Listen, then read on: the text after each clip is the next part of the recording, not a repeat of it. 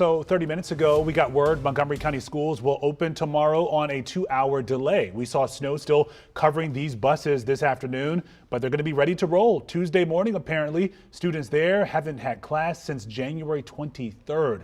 By the way, still no word on Prince George's County schools, but our Alexis Wainwright, she's been in the weather commander driving through Montgomery and Prince George's counties. She has an update tonight from Upper Marlboro.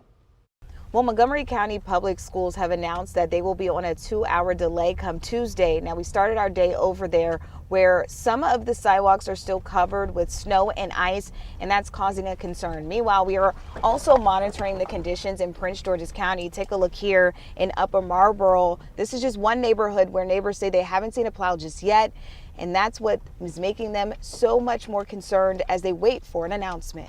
As cleanup continues across Maryland, one concern keeps coming up with residents: sidewalks, especially in neighborhoods. It's difficult to clear the sidewalks as there were like 5 or 6 inches of ice on top of the snow.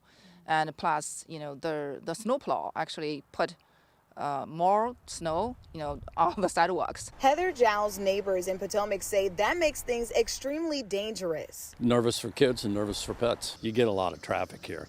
And when the sidewalks are closed off, you don't want to be in the street. Because some people ignore the speed limit. Most of the sidewalks are done now, but there are quite a few that still need to be done. So you just need to be very careful. I think the owner already tried to make the surface walkable.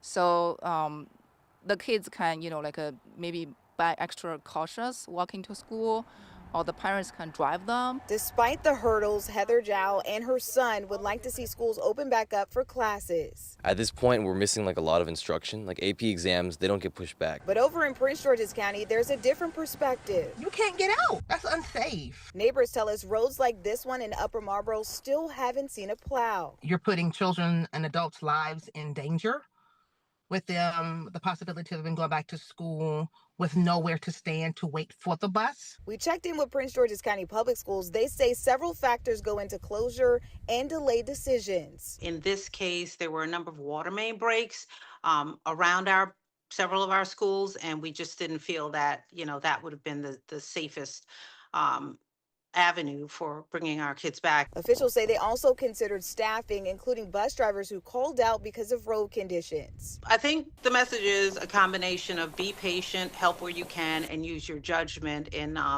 whether or not you allow a child to go to school based on the weather condition. Now, both Montgomery County and Prince George's County Department of Transportations are asking for people, if they can, to move their cars off of the road and onto the driveway to make the cleanup process as they continue to try to get through some more of these roads easier.